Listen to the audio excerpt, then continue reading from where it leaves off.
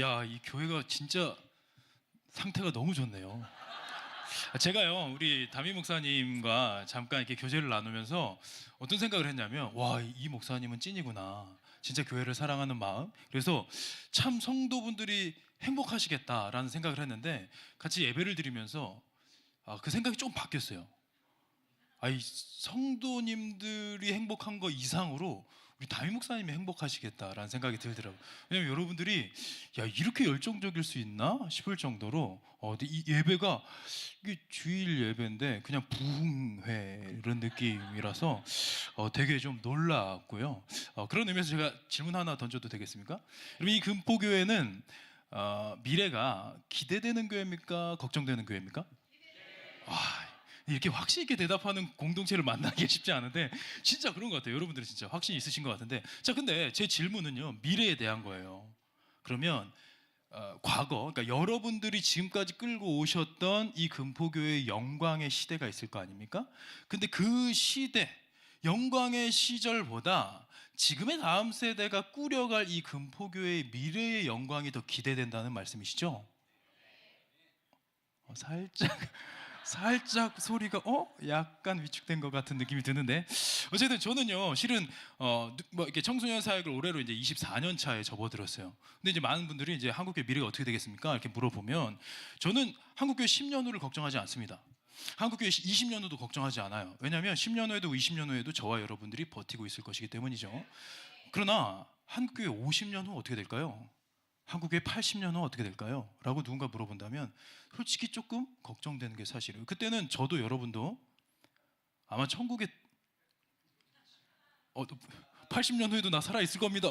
100년 후에도 저 살아있을 건데요. 물론 이제 바이오 테크놀로지가 엄청나게 이렇게 발전해서 그때까지 살아계실 수 있지만 100세쯤 돼가지고 무슨 영향력, 그냥 이제 중보 기도하시는 정도겠죠, 뒤에서. 그럼 이제 지금 아이들이요. 50년 후에, 80년 후에는요, 지금 우리 미취학 아동들이 중역이 돼서 해야 될 텐데, 그때 과연 우리 교회는 영광스러운 하나님의 이 복음을 선포하는 이 사명을 잘 감당할 수 있을까라고 생각했을 때 조금 퀘스천 마크가 드는 건 사실이에요. 왜? 우리가 살아온 시대보다 아이들이 살아갈 시대가 믿음 지키기가 더 어려운 시대가 다가오기 때문이죠. 그러나 저는요, 이런 좀 수치들을 바라보면 좀 안타까운 면도 있지만, 그러나 제가 믿는 바 복음을 소유한 공동체는 망할 수 없다 라는 진리를 품고 있기 때문에 저는 오히려 이 교회에 여러분들이 지금 소유한 그 신앙을 다음 세대에게 힘있게 전수할 수만 있다면 이 교회의 나중 영광이 이전 영광보다 크리라 라는 그 말씀을 좀 소망 가운데 품으셨으면 좋겠습니다. 그런 의미에서 우리 옆에 계신 좀 성도님들 좀 바라보실까요? 좀 상태 괜찮습니까? 우리 교회의 미래를 맡겨도 되겠습니까? 그럼 한번 인사하겠습니다. 성도님이 계셔서 우리 교회의 미래가 기대됩니다. 인사할게요. 자, 그리고 우리 특별히 최전선에서 다음 세대에게 신앙을 전수하는 데 힘쓰고 계시는 우리 선생님들을 향해서 우리 격려의 박수 한번 하겠습니다. 선생님들이 계셔서 이 교회의 미래가 기대됩니다. 네, 좋아요. 근데 여러분들은 진짜 상태가 너무 좋으신데 지금 여러분들을 좀 불안하게 하는 요소가 있습니다. 그죠? 이 순간. 뭡니까? 앞에 나와 있는 강사의 비주얼이 살짝 우리를 불안하게 하는 것 같아요. 여러분, 저 뭐 하는 사람 같이 생겼어요? 솔직히 목사같이 생겼습니까? 그건 아닌 것 같아. 역시 정직한 공동체. 예? 제가요, 이게 물어봐요. 제가 강단했을 때, 저 오늘도 오전에 지금 청소년부 아이들 말씀 전하고 왔는데, 제가 딱 올라서니까 아이들이 동공이 흔들리는 게 포착이 됩니다. 왜? 아무리 봐도 은혜 끼칠 비주얼이 아니라 당장 주님의 은혜가 필요한 비주얼이잖아요. 여러분, 저 뭐 하는 사람 같이 생겼어요? 라고 물어보니까 오늘도 권투 선수요? 이런 얘기 나오더라고요. 제일 많이 듣는 게 격투기 선수 같이 생겼다, 형사 같이 생겼다, 보디가드 같다, 또 트레이너 같다, 이런 얘기도 듣고요. 안 좋은 쪽으로도 많이 듣습니다. 조폭같이 생겼어요. 깡패 같아요. 양아치 같아요. 심지어 야쿠자같이 생겼다는 얘기도 들어보고요. 사채업자같이 생겼다는 얘기도 들어봤습니다. 그래서 이 얼굴로 내가 인상 쓰고 다니면 곤란하겠다 싶어서 실실 웃으면서 다녔더니 휴대폰 판매원 같아요. 자동차 딜러 같아요. 래퍼 같아요. 타투이스트 같아요. 심지어 초밥집 사장님 같아요 라는 얘기도 들어봤어요. 근데 여러분, 저는요, 이렇게 불량하게 생겼지만 실은 제 외모에 100% 만족하며 살아갑니다. 어떻게 이렇게 빵 터지십니까? 상처가 될 수 있는데 어떻게 저 따위로 생겨가지고 얼마나 큰 은혜를 받았으면 만족하며 살까? 왜냐면요, 저는요 제 외모가 달성할 수 있는 최고치를 이미 달성했기 때문에 그래요. 저는 제 기준에 세상에서 가장 아리따운 여인과 결혼에 성공을 했습니다. 한번 띄워주시겠습니까? 제 거? 제 PPT? 제가 지금 가지고 왔어요. 제 아내의 사진을. PPT 제가 보내드린 거 있죠? 뭐죠? 이 방송사 몰래 카메라입니까? 좋아요. 네, 좋아요. 제가 넘길 수 있는 거죠. 오케이. 제 아내의 모습을 보여드릴게요. 와, 야, 여기 방송국 알바하시는 분들 방청객 알바하시는 분들 계신 것 같아요. 근데 뭐 여러분들이 생각했을 때는 뭐 세상에서 제일 예쁜 수준 아닐 수 있어요. 내가 더 예쁜데 뭐 그럴 수 있어요. 근데 상관없습니다. 여러분들의 동의가 중요한 게 아니에요. 같이 사는 남자가 당신이 세상에 제일 예뻐. 그럼 그게 진리 아니겠습니까? 어차피 미의 기준은 상대적인 거죠. 우리가 살아가면서 상대적이고 정말 많죠. 진리는 하나. 오직 유일한 예수 그리스도의 말씀뿐인 거죠. 근데 여러분, 제 아내는 뭐 하는 사람 같이 갑자기 제가 나옵니까? 제 아내는 뭐 하는 사람 같이 생겼어요? 연예인 같이 생겼어요. 처음 보는데 제 아내는 제일 많이 듣는 게 뭐 미용실 언니 같이 생겼다, 헤어 디자이너 같다 이런 얘기 듣는데 실은 제 아내도 목사이고요. 제 아내의 주 종목은 성교육입니다. 그래서 이제 지금 요즘 시즌에 성교육을 이제 전국을 다니면서 하고 있는데 또 책을 썼어요. 그 책이 기독교 출판 연합회에서 최우수상도 받고 해서 지금 전문성 인정받아서 지금 TV에 출연한 모습이죠. 근데 여러분 보세요. 하나님을 사랑하고 다음 세대를 사랑하고 우리 한국 교회를 사랑하는 두 부부 가운데 하나님께서 놀라운 선물을 허락하셨는데 그 선물을 보여드릴게요. 제 아들의 모습입니다. 누구 닮았습니까? 아빠를 닮았어요. 아빠. 안타깝게도 헤어스타일마저도 아빠를 닮았죠. 근데 여러분, 이게 지금 실시간 모습은 아니고 이게 10년 전의 모습입니다. 이 아이가 자라서 이렇게 됐어요. 근데 자라가면서 약간 요즘에는요 엄마 닮았다는 얘기를 더 많이 들어요. 그래서 야, 엄마의 DNA가 뚫고 나오는구나, 다행이다, 뭐 그런 생각을 하고 있는데, 자 보십시오. 여러분, 제 아들은요 태어나자마자 아빠가 목사, 엄마도 목사예요. 큰아버지도 목사님이고 할아버지도 목사님이에요. 게다가 아빠인 제가 믿음의 5대입니다. 여러분, 이 아이는요 대한민국에서 찾아보기 쉽지 않은 믿음의 가문에서 태어난 거예요. 믿음의 6대입니다. 자, 그 말은 뭡니까? 제 아들에게 대한민국 헌법이 보장하는 종교의 자유가 있다 없다? 있겠습니까? 이 아이가 친구한테 전도를 당해서 아빠, 저 이번 주부터 불교 사찰을 가보려고요. 이슬람 사원을 한번 가볼게요. 그럼 제가 거기서 그래, 가서 주지 스님이 뭐라고 좀 설명하는지 아빠한테 좀 알려주고 그래. 뭐 그러겠어요? 죽방이 날아가겠죠. 이놈 시키 따라와. 그때부터 신앙 훈련과 신학 훈련이 빡세게 진행되겠죠. 안타깝고 불쌍하게도 제 아들은 종교의 자유가 박탈된 가문에서 태어났어요. 근데 다행이고 감사한 건 뭐죠? 부모의 신앙이 진리 위에 서 있기 때문에 이 아이가 천국 갈 가능성이 높아진 거죠. 야, 엄마가 이단 아닌 게 어디야? 얼마나 감사해요. 근데요, 이 아이가 천국 갈 가능성은 높아졌지만 목사의 아들이라고 해서, 믿음의 6대라고 해서 이 아이가 천국행 티켓을 가지고 태어난 것은 결단코 아니라는 거예요.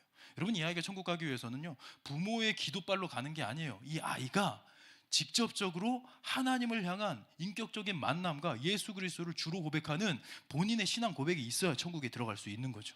근데요, 지금 이 아이가 살아갈 시대가 어떤고 하니요, 여러분, 제가 살아온 시대는 제가 청소년기만 해도요 종교의 신뢰 조사를 했을 때 신뢰도에 개신교가요 항상 상위 랭크가 돼 있었습니다. 근데 요즘 어떤지 아십니까? 작년 자료를 들고 왔는데요, 아직 올해 건 아직 안 나왔더라고요. 불교 52점 나왔고요, 천주교 48점 나왔고, 원불교가 17점이 나왔는데요, 개신교 14점. 이게 웬 말입니까? 그러면 이제 이게 무슨 말이냐? 종교인에 대한 호감도를 봅시다. 그러니까 처음 보는 사람이 저 불교입니다 그러면 2명 중에 1명은 호감을 갖는다는 얘기예요. 천주교 46점입니다. 원불교 18점이에요. 100명 중에 18명은요 전 원불교입니다. 처음 보는 사람인데요. 그러면 당신은 뭔가 좀 도덕적이겠군요 하면서 호감을 갖는다는 거예요. 근데 개신교는 13. 그 말은 돌려 말하면 우리의 자녀들이요 어디 가서 종교란에다가 개신교를 쓰는 순간 이들은 감수해야 되는 거예요. 왜? 처음 보는 사람 앞에서 100명 중에 87명은 반감을 갖게 될 거라는 거예요. 내가 개신교 신앙을 갖고 있다는 이유로. 이런 시대 속에서 우리 아이들이 살아가야 됩니다. 여러분, 저는요 제 아들을요, 지금 제 아들이 11살인데요 이 아이를 위해서 지금 10년째 기도하는 게 뭐냐면, 우리 아이가 하나님을 사랑하는 마음이 있습니다. 구원의 확신도 가지고 있어요. 그러나 저는 기도를 끊이지 않아요. 뭐냐? 하나님, 우리 아들이 주님 만나 뵐 때까지 믿음의 경주에서 이탈하지 않고 끝까지 믿음의 경주 잘 달려서 우리 온 가족이 천국에서 다시 만나게 하여 주옵소서. 그 기도해요. 왜? 우리 아이가 살아갈 시대는요, 아빠인 제가 버티기도 쉽지 않을 만큼 엄청난 유혹과 엄청난 또 여러 가지 우리의 마음을 흔드는 것들이 많이 있지 않습니까? 지금 인공지능이요, 5년 전과 지금이랑 비교하면요, 완전 지금 천지개벽할 수준으로 바뀌었는데 앞으로 5년 후, 50년은 어떻게 될까요? 그렇게 보면 저는 너무 안타깝고 너무 간절합니다. 그래서 저는 오늘 교사원신 예배로 왔지만 뭐 교사 이렇게 하면 됩니다 라는 노하우는요, 다음에 그냥 교사 대학으로 다시 한번 불러주시면 제가 또 드릴 말씀은 많아요. 오늘은요, 우리 온 교인이 어떤 자세를 가져야 될까, 우리 다음 세대를 바라볼 때, 우리 제자들을 바라볼 때 그 좀 원론적인 이야기 잘 알고 있지만 좀 정리하는 시간을 좀 가져보려고 합니다. 근데 제 목소리가 많이 가라앉았는데 괜찮습니까? 조금 이제 시간은 촉박한데 할 말은 많기 때문에 조금 피치를 올려서 좀 빨리 얘기해 볼게요. 자, 흥미로운 질문을 던져보겠습니다. 예수님과 부활, 천국을 믿지 않아도 우리는 과연 교회를 좋아할 수 있을까요? 난 하나님은 잘 모르겠고 예수님 관심 없고 천국 부활 그런 게 어디 있어요? 에이, 지금 뭐 달나라에 사람을 보내는 시대에 지금 화성 이주 계획을 하고 인공지능이 이렇게 발전했는데, 에이, 예수님 그래 역사적인 거 십자가에서 죽으신 건 인정하겠어. 그러나 부활한 거는 좀 신화적인 요소가 가미된 거겠죠. 그런 게 어디 있습니까? 라고 하는 친구가 저는 우리 금포교회가 좋아요 라고 고백할 수 있어요, 없어요? 있어요. 얼마든지 있습니다. 하나님과 상관없이 천국 소망, 부활 소망과 상관없이도 얼마든지 우리는 교회를 좋아할 수 있단 말이죠. 그 이유가 뭘까요? 우리는 더불어 사는 사회적인 동물이란 말이에요, 인간이. 그러니까 애들 입장에서요, 유치원 때 단짝 친구가요, 초등학교 올라가면서 학년이 올라가면서 반이 나뉘면서 학교가 나뉘면서 애들은 원치 않는 이별을 매년마다 해요. 지금이 딱 이제 이별 타이밍입니다. 조금 있으면 이제 아이들이 학교를 갔을 때 작년에 친했던 친구들이랑 같이 편성되는 게 아니에요. 새로운 아이들이랑 만나야 됩니다. 물론 새로운 친구들 사귀는 건 좋지만 내 단짝 친구가 매일 보던 아이를 이제 1년에 한두 번 볼 수 있을까 말까 이렇게 돼버리니까 우리는 이제 소원해지는 그러기 마련이죠. 그런데 교회는 어때요? 유치원 때 단짝 친구가요, 교회에 머물러 있어요. 그 친구가 교회에 머물러 있고 내가 교회를 떠나지 않으면 초등학교 가서, 중학교, 고등학교, 대학교 가서도 나중에 결혼해가지고도요, 나중에 내 자녀가 장성해서 자녀 결혼식에도 서로 다니면서 이렇게 할 수 있는 평생 추억과 우정을 누릴 수 있는 공동체가, 교회만한 공동체가 어디 있습니까? 대한민국에? 없어요. 그 어떤 동호회가 평생을 갑니까? 어떤 동창회가 매주 만나냐고요? 그런데 없어요. 교회 공동체는요, 그냥 더불어 사는 사회, 더불어 사는 인간 공동체 중에서 결속력으로 따지면 단연 1위죠. 그러니까 아이들은요, 특히나 모태신앙 아이들 같은 경우는 그냥 어렸을 때부터 내가 그냥 교회 문화에 익숙해져 있어요. 하나님이 믿어지진 않지만 그냥 교회 문화가 익숙한데 나쁘지 않아. 굳이 내가 여기를 떠나갈 필요도 못 느껴요. 왜? 떠나가봤자 주말마다 뭐 심심하기나 할 텐데 여기 오면 친구들 만나고, 그러니까 우정과 추억, 친구들과의 우정과 추억만으로도 얼마든지 우린 교회를 좋아할 수 있습니다. 게다가 우리가 좀 장성해가지고 어떻게 됩니까? 경조사들이 생기면 기쁜 일을 당했을 때 우르르 몰려가서 같이 기뻐해주면서 기쁨을 배가시켜요. 슬픈 일을 당하면 우르르 몰려가서 같이 울면서 등 두들겨주면서 슬픔을 반감시킵니다. 야, 이거 살아가면서 얼마나 유익합니까? 그리고 이 정도 되는 공동체면요, 나중에 우리 아이들이 사회생활할 때, 뭐 알바할 때, 뭐 사업하시는 분이 야, 일로 와서 이거 해라, 이렇게 끌어주는 것까지 가능한 곳이에요. 그러다 보니까 우리는 이 땅에서의 우리가 누릴 수 있는 유익만으로도 얼마든지 교회 생활에 만족하면서 지낼 수 있다. 근데 이러한 자세를 가진 사람들을 향해서 사도 바울이 뭐라고 선포하느냐? 교회는 좋은데 솔직히 하나님이 믿어지진 않아요 라고 하는 사람들에게 사도 바울이 경고하는 거예요. 우리 같이 한번 읽어볼까요? 시작. 만일 그리스도 안에서 우리가 바라는 것이 다만 이 세상의 삶뿐이면 모든 사람 가운데 우리가 더욱 불쌍한 자이리라. 아멘입니까? 이거 되게 두려운 말씀이에요. 우리가 이 땅에서 바라는 것이, 그러니까 천국 소망이 아니라, 영원한 생명이 아니라 이 땅에서의 유익으로 교회에 만족하면서 살아간다면, 우리가 예수 안에서 바라는 것이 이 땅에서의 유익이 다라면 안 믿는 자들보다도, 무신론자들보다도 더 불쌍한 존재라는 거예요. 왜? 교회는 왔는데, 몸뚱아리는 있었는데, 매주 주일 성수 그 몸뚱아리는 와 있었는데 하나님과 전혀 연결되지 않아서, 하나님의 자녀로 거듭나지 못해서, 그리스도인으로 거듭나지 못해서 마지막 심판대 앞에서 내가 널 도무지 알지 못한다 라고 거절당하는 사람은 아예 모르고 심판받는 사람보다 더 불쌍한 존재다라는 얘기죠. 그래서 저는 우리 다음 세대에게 무엇을 전해줘야 할까 했을 때, 뭐 다 좋습니다. 예수 믿으면 다 좋아요. 근데 예수 믿으면 이 땅에서 형통하게 될 거야 라고 단정적으로 얘기하는 거는 잘못입니다. 왜? 그건 보장되어 있지 않아요. 이 땅에서의 건강, 이 땅에서의 성공, 이 땅에서의 장수, 이런 것들이 보장되어 있지 않습니다. 예수 잘 믿었는데 젊은 나이에 불치병 걸려서 천국 가는 경우들도 많이 있어요. 우리 인생이 좀 무료해졌다 싶으면요, 그냥 저기 마포구 합정동 맞죠? 그 외국인 선교사 묘지, 양화진에 가보면 우리가 숙연해집니다. 왜? 거기 가보면요, 뭐 우리가 알만한 유명한 선교사님들의 묘비가 있어요. 근데 그 옆에 보면 언노운이라고 적혀 있는 묘비들도 질비합니다. 그 말은 뭐예요? 젊은 날에 삶을 들여가지고 이 아무도 연고지 없는 이 조선 땅에 와가지고 하나님 알지 못하는 백성에게 평생을 복음을 전했어요. 푸른 눈의 외국인 선교사라고 누구나 다 인정했어요. 그런데 이 사람이 묻힐 때 이 사람의 이름을 기억한 사람이 아무도 없더라. 이건 뭡니까? 예수를 잘 믿고 그 복음을 전하러 여기까지 와. 게다가 그 옆에 보면은요, 아주 조그만한 비석, 1살짜리, 2살, 3살짜리 아기들의 비석들도 많이 있어요. 묘비가 있단 말이죠. 뭡니까? 예수 잘 믿었는데 왜 이렇게 되는 거예요? 여러분, 우리가 분명히 알아야 될 건요, 이 땅에서의 성공과 형통과 장수, 이 땅에서의 행복은요, 옵션이에요. 옵션. 좀 달라요. 이게 옵션, 사람마다 다 다릅니다. 주어진 은혜가 다르고요, 이 땅에서 하나님께서 복락, 우리가 누릴 수 있게 돼 있는 것도 다 달라요. 자동차로 따지면 옵션 같은 거죠. 누구는 썬루프가 있는 게 좋고, 누구는 썬루프가 있으면 불안해, 없는 게 좋아, 이럴 수 있잖아. 근데 그거 중요하지 않아요. 왜? 우리에게 약속된 게 그 옵션과는 상대할 수 없을 만큼 어마어마한 게 약속됐기 때문이죠. 그게 뭡니까? 같이 읽어보겠습니다. 시작. 그가 우리에게 약속하신 것은 이것이니 곧 영원한 생명이니라. 아멘입니까? 이 영원한 생명은 뭡니까? 이 영원한 생명을 소유하고 있다는 건 어마어마한 거죠. 세상 사람들은요, 아무리 잘 나가고 아무리 건강하고 아무리 젊은 사람이라 할지라도 언젠간 내가 죽을 걸 알기 때문에 결국에는 우리 인생을 쉽게 얘기하면 순간의 쾌락과 행복을 쫓다가 그 찰나의 순간이 지나가고 나면 허무함을 느끼게 되고요, 결국에는 이제 비참함을 느끼면서 죽어가는 거죠. 우리는 살아간다고 표현을 하지만 엄밀히 따지면 우리는 살아가고 있는 게 아니라 죽어가고 있는 겁니다. 어제보다 오늘보다 내일 우리 무덤에 더 가까이 다가가고 있죠. 그러니까 세상 사람들은 결국 죽음 앞에 두려워해요. 그런데 우리 크리스찬들은 뭡니까? 진짜 배기 크리스찬들은요, 죽음을 두려워할 수 없는 존재들입니다.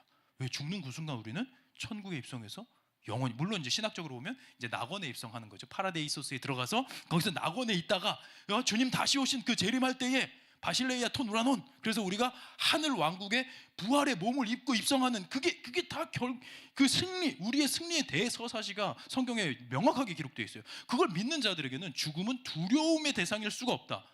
물론 죽는 순간이 아프거나 고통스러울 수도 있어요. 그래서 그 순간을 두려워할 수는 있습니다. 그러나 죽음의 존재 자체가 우리를 두렵게 할 수 없다는 거죠. 근데 이것이 저는 우리 다음 세대에게 확신 있게 심어졌으면 좋겠다라는 생각이 듭니다. 그래서 우리 선생님들, 우리 부모님들, 자녀들을 바라볼 때, 제자들을 바라볼 때 분별력이 있으셔야 돼요. 이 아이들은 과연 처치 멤버인가 아니면 거듭난 크리스찬인가? 여러분, 교회 다 다니면 여기 나와 있는 여러분 모두 100% 금포교회의 교인이라는 거 아이덴티티를 갖고 계시죠. 오늘 여러분들이 만난 우리 다음 세대 모두가 다 교인이에요. 교인. 예수님께서 십자가상에서 휘장을 찢으시면서, 예전에는요 이방인 감이 올 수 없었고요, 예전에는 뭐 제사장들, 선별된 제사장들만, 그 중에서 대제사장만 1년에 한 번 하나님을 직접 만날 수 있는 그렇게 엄청난 이 규율이 있었는데, 예수님께서 그 문턱을 낮추신 게 아니라 아예 없애버리신 거예요, 십자가에서. 그래서 누구나 다 오라. 그래서 처치 멤버십을 소유하는 건 어려운 게 아닙니다만, 그럼에도 크리스찬으로 거듭나는 것은 교회에 몸뚱아리 나와 있다고 거저되는 것은 아니다. 그럼 우리가 분별해야 되는 거죠. 이 아이는 그냥 교회를 다니는 아이인지 아니면 예수 그리스도를 주로 고백하는 그리스도인인지, 이거를 분별할 수 있어야 된다라는 거예요. 자, 그래서 우리 같이 한번 읽어보겠습니다. 시작. 그러나 우리의 시민권은 하늘에 있는지라 거기로부터 구원하는 자 곧 주 예수 그리스도를 기다리노니. 아멘입니까? 여러분, 이 하늘 시민권이라는 게 우리 다음 세대에게 가슴에 새겨져 있는지를 점검해 보시길 바랍니다. 이게 진짜 제가 너무 안타까운 게요, 이 아이들이요 확신이 별로 없어요. 하늘 시민권은 어떤 겁니까? 여러분, 하늘 시민권, 우리가 지금 이 땅에서 누리는 걸로 예를 들어보자면 가장 유사한 게 여권이라고 볼 수 있겠죠. 이 여권은요, 대한민국에 있는 동안에는요, 여권 아무도 여러분 불신 검문하지 않습니다. 아무도 여러분에게 여권 있으십니까? 하지 않아요. 왜? 해외를 나가지 않고 내가 대한민국 영토에 있는 한 이 여권은 필요 없어요. 없어도 상관이 없어요. 주민등록증이 있으면 되는 거 아닙니까? 운전면허증이 있으면 다 되는데 여권이 왜 필요합니까? 여권은요, 아니 내가 앞으로 난 20년 동안 해외 안 나가고요, 대한민국을 누빌 거예요. 그러면 여권 만들 필요도 없어요. 만들어봤자 5년마다 10년마다 갱신해야 되고 사진 찍어야 되고 돈도 다시 내야 돼요. 뭐하러 만듭니까? 필요 없어요. 아무도 여러분에게 여권이 있습니까? 물어보지도 않을 거예요. 그런데 내가 해외를 나가려고 결정하는 순간 여권 없이는 모든 게 다 준비돼, 완벽하게 준비되어 있어도요, 뭐 7석급 호텔 다 예약돼 있어도요, 내가 여권 없이는 대한민국을 한 발자국도 떠날 수 없는 게 여권의 위력이라는 거죠. 전 이게요, 영적인 원리도 똑같다고 생각해요. 하늘 시민권, 이 땅을 살아가면서 안 물어볼 수 있어요. 제가 어렸을 때만 해도 뭐 예수 믿으면 천국 간다라는 것이 되게 교회에서 많이 이렇게 회자가 되면서 우리가 점검이 많이 됐거든요. 근데 요즘에는 이런 거를 우리 다음 세대, 특히 다음 세대는 이렇게 질문을 들어볼 기회가 별로 없더라고요. 저는 원래 청소년 사역자가 좀 힙해야 되는데 저는 이게 너무 안타까워가지고 아이들이 오늘 아침에도 이거 전화하고 왔어요. 애들한테 구원에 확신이 있느냐, 요거 전화하고 왔거든요. 너희들은 지금 하늘 시민권을 소유하고 있느냐. 근데 이 여권은 성인에게만 요구되는 게 아니라는 겁니다. 여러분, 제가 코스타 강사예요. 저와 제 아내가 코스타 강사입니다. 코스타는 자비량으로 해외 디아스포라 한인들을 섬기러 다니는 우리나라 한 40년 전통의 아주 훌륭한 목사님들이 40년 전에 시작하셔가지고 저도 이제 한 13년 된 것 같아요. 이렇게 요청을 받아서 같이 합류해서 열심히, 저 비행기 값으로만 해외 다니면서 비행기 값으로만 한 2천만 원 이상 든 것 같아요. 그러니까 근데 그것도 너무 귀하니까 감당해야죠 하면서 가는데 2017년도에 우리 부부에게 뉴질랜드에서 요청이 온 거예요. 와서 우리 다음 세대를 좀 불집해 달라고. 너무 귀한 일인데 뉴질랜드 비행기값 만만치 않잖아요. 근데 두 부부가 같이 가야 되니까 고민하다가 알겠습니다, 가겠습니다 했는데 우리 아들이 그때 15개월이었어요. 얘를 데려갈까 말까 하다가 비행기 값이 너무 좀 부담이 돼가지고 얘는 놓고 가야겠다, 부모님께 맡기고 가야지라고 생각하다가 인터넷 서칭을 하다 보니까 웬걸 24개월 미만의 아이는요, 비행기 값이 무료입니다. 여러분 아셨어요? 저 그때까지 몰랐어요. 오, 깜짝 놀랐어요. 뭐야, 무료라고? 왜냐하면 여러분, 이 아이들이요, 이렇게 앉아 있을 수가 없어요. 누워 있어야 된단 말이에요. 그러니까 좌석을 내주는 게 아니라 바구니를 내줍니다. 바구니를 내줘가지고, 그러니까 아빠가 이제 이거 이코노미석인데요, 맨 앞에 보면 조금 이렇게 여유가 있는 데 있잖아요. 거기 나사 구멍 4개가 왜 박혀 있는지 그때 알았어요. 바구니를 거기다 고정시켜 주더라고요. 근데 여러분 생각해 보세요. 이렇게 조그만 아이를 데려가는데 엄마랑 아빠랑 여권 수속을 다 마쳤어요. 그리고 우리는 이제 얘를 포대기에 싸가지고 얘는 저희 아들인데요, 저희가 알아서 책임지고 건강하고 안전하게 데려갔다 오겠습니다 하면 통과될 것 같습니까? 안 돼요. 이 아이에게도 여권이 요구되더라. 만약에 이 아기를 위한 여권이 준비되지 않았으면 우리는 거기서 공항에서 이산가족이 되든지 아니면 아기 때문에 뉴질랜드 가는 것을 포기하든지 둘 중 하나 선택해야 되는 거예요. 그래서 우리 아들 15개월을 위한 이 여건이 이렇게 마련된 겁니다. 여러분, 제가 여기서 던지고 싶은 말씀 그거예요. 여러분들의 자녀, 여러분들의 제자, 이 아이들은 지금 이 순간 여권, 하늘 시민권이 준비되어 있습니까? 그렇지 않다면 우리는 두렵고 떨리는 마음으로 이것을 아이들의 가슴에 하늘 시민권을 새겨줄 수 있어야 되는 거죠. 그래서 저는요, 아이들에게 이 질문을 던져요. 지금 여러분에게 질문 안 던집니다. 이거는 왜? 우리는 사회적인 위치가 있기 때문에 동의가 안 돼도 얼마든지 손들 수 있는, 지금 여기 계신 여러분들은 다 100% 확신 있으시겠죠? 당신은 천국에 갈 확신이 있습니까? 여러분, 이걸요 제가 다음 세대한테 질문을 드리는데 오늘 아침에도 이거 질문 던졌어요. 되게 분위기 좋은 교회였습니다. 한 150명 정도 모여 있었어요. 몇 명 손 들었는지 아십니까? 한 명 손 들었어요. 제가 한 500명 모여있는 연합 청소년 집회에 간 적이 있어요. 거기는 작은 교회 연합이었어요. 근데 작은 교회가 한 40여 교회가 모였는데 500명이 모인 거니까 평균 한 10명 이렇게 되는 그런 작은 교회들이었어요. 근데 거기서 아이들이 찬양을 하는데 방방 뛰며 찬양을 하는데 뒤에 처져 있는 애가 한 명도 없는 거예요. 뒤에서 팔짱 끼고 이렇게 앉아있는 애가 있을 법한데 앉아있는 애는 한 명도 없었고요. 다 같이 뛰며 찬양하더라고요. 심지어 그 찬양 중에 구원의 감격을 노래하는 찬양도 있었어요. 주 날 구원했으니 어찌 잠잠하리. 와, 천국 기쁨이 이곳에 임했구나. 막 감동하면서 예배를 드리고 있는데 강단에 서서 말씀을 전하면서 제가 이걸 질문을 던졌습니다. 여러분, 지금 당장 주님 오셔도 천국 갈 확신 있는 친구들 한번 손 들어볼까요? 뛰며 찬양하던 500명의 청소년 중에 손든 친구 20명 있었습니다. 5%도 안 돼요.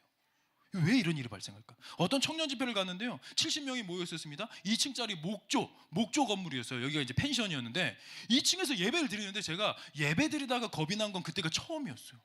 이러다가 무너지는 거 아닐까? 진짜 다윗처럼 뛰며 찬양하더라고요. 진짜 와, 진짜 새벽 같은 주의 청년들이 여기 다 모였구나. 감동하면서 예배를 드리는데요. 이 질문에 70명의 뛰며 찬양하던 친구들 중에 몇 명 손 들었을까요? 6명 손 들었어요. 여전히 10%도 안 돼요. 왜 이런 일이 벌어질까? 여러분 질문 드리겠습니다. 찬양할 때 방방 뛰면 천국 갑니까? 아니, 천국 갈 수도 있겠죠.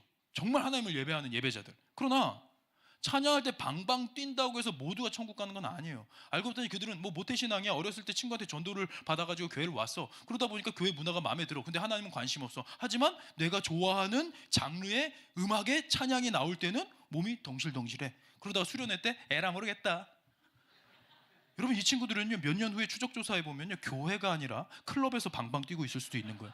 여러분, 우리는요, 리액션, 예배 가운데 리액션을 보고 이 아이들의 믿음을 가늠해서는 안 됩니다. 이 아이들이요, 주일 예배 끝나고 각자 삶의 자리에 돌아가서 하나님과 어떤 관계를 누리는지, 교회에 와서는 열심히 거기서 반응을 하는데 집에 가서는 단 한 번도 하나님을 떠올린 적도 없고, 말씀을 단 한 장 펼쳐본 적도 없고, 아무런 상관없이 지내다가 그 다음 주에 와가지고 예배 시간에 막 이러고 있다? 그 아이는 그냥 익숙하게 리액션을 반응하는 것일 수도 있는 거예요. 그래서 우리가 점검해야 될 것은 골방 영성을 점검해야 됩니다. 공동체 안에서의 영성으로는 우리가 가늠하기가 어려운 것이죠. 근데 여러분, 이 아이들이 그럼 아까 뛰며 찬양하던 500명 중에 진짜 천국 갈 애들은 20명밖에 없을까요? 그걸 우리가 점검해 봐야 되는 거예요. 아니 얘 믿음 좋은 줄 알았는데 왜 저 질문에서 손을 못 들지 하는 아이들이 있거든요. 그 이유가 뭐냐면, 여러분, 우리가 잘 알고 있는 말씀, 우리 같이 읽어볼게요. 시작. 하나님이 세상을 이처럼 사랑하사 독생자를 주셨으니 이는 그를 믿는 자마다 멸망하지 않고 영생을 얻게 하려 하심이라. 아멘이죠. 이거 우리 다 알고 있고 암송하고 있고 동의하고 있단 말이에요. 그런데 왜 이 말씀을 잘 알고 고백도 하는 아이들이 구원의 확신을 못 누릴까? 여러분, 이 여기 나와 있는 믿음 너무 단순하지 않습니까? 믿음이 있으면 되는 거예요. 근데 그 믿음은 헬라어로 피스티오라는 단어입니다. 이 뜻은 확신을 두다예요. 그러니까 주님께 확신을 두는 자에게는 영원한 생명이 허락되어졌다라는 건데, 왜 우리는 확신을 못 누릴까? 분명한 이유가 있어요. 그게 뭐냐면, 우리 다음 세대가요, 구원에 이르는 믿음을 크기로 가늠하려는 경향이 있어서 그래요.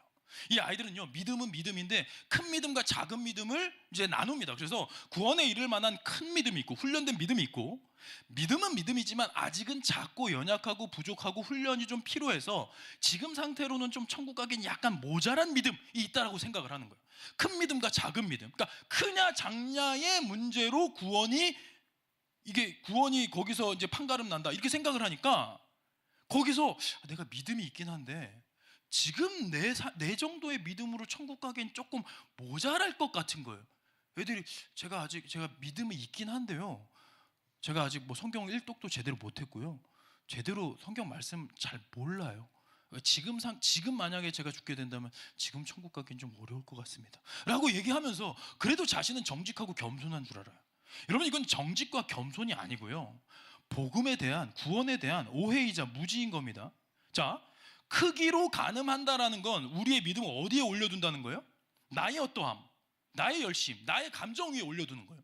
여러분, 내 감정 위에 믿음을 올려두면요, 하루에도 12번씩 롤러코스터를 타는 게 인간의 감정입니다.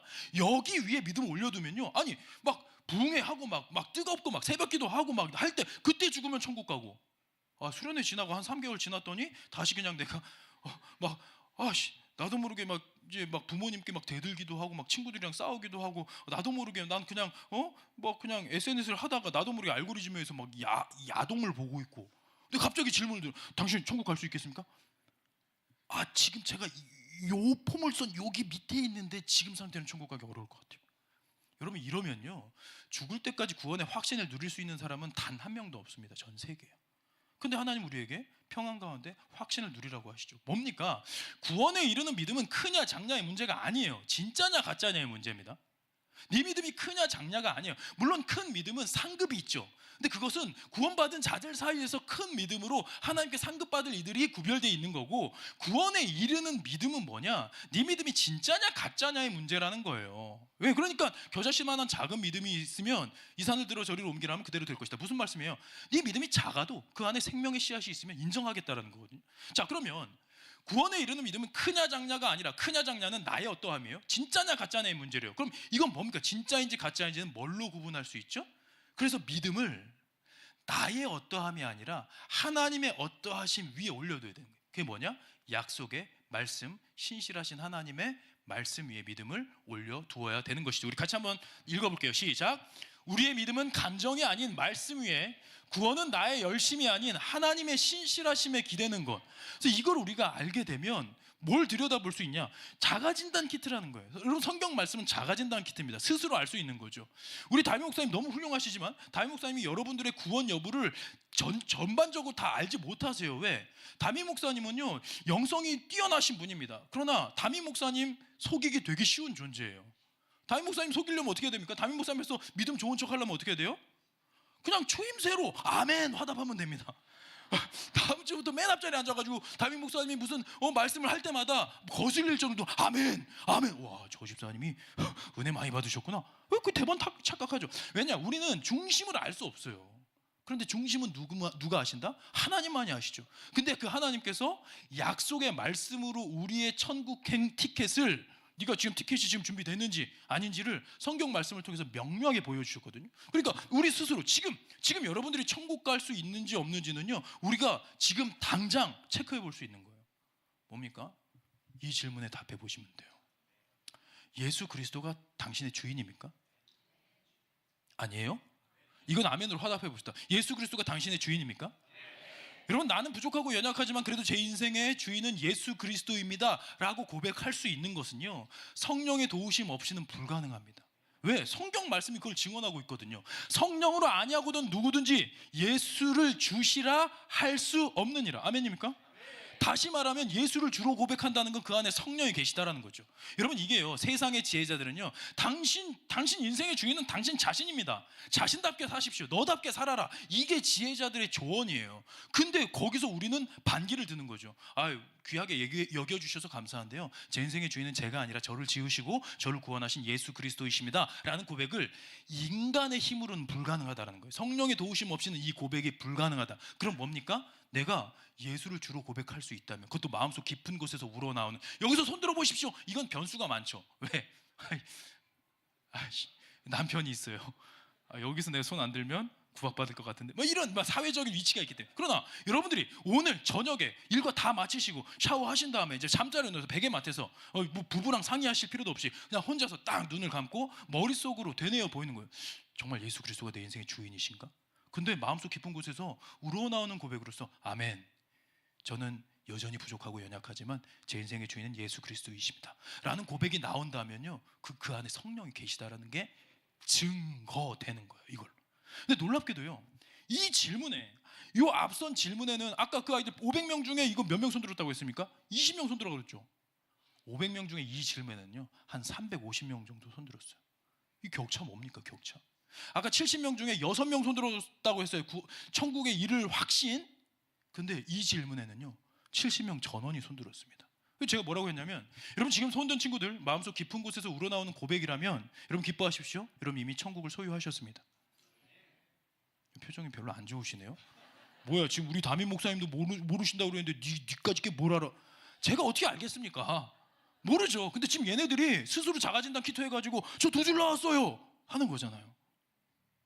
그런 거예요. 여러분, 말씀이라는 게 그래서 우리 신앙을 점검할 수 있고 우리 신앙의 지표가 되는 것이죠.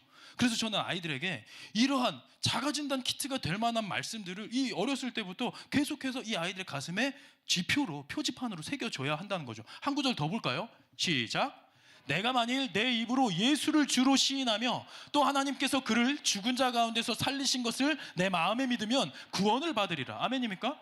이런 명료한 말씀이 있기 때문에 우리가 말씀 위에 믿음을 세우잖아요. 그러면 확신 가운데 거하게 됩니다. 여러분, 구원의 확신을 누리지 못하는 사람이 어떻게 복음의 능력으로 살아갈 수 있겠습니까?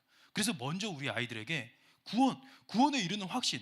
근데 거기서 손을 못 들어요? 거기서 마음이 열려 있잖아. 그럼 그 훈련해야죠. 예수 그리스도에 대해서 여러분들이 증인이 되어서 여러분들이 만난 하나님에 대해서 더 적극적으로 전할 수 있어야 되겠죠. 물론 여기까지 얘기하면요, 좀 성경 지식이 좀 있으신 분들은 아니 근데 예수를 주로 고백한다고 해서 다 천국 가는 거 아니던데요?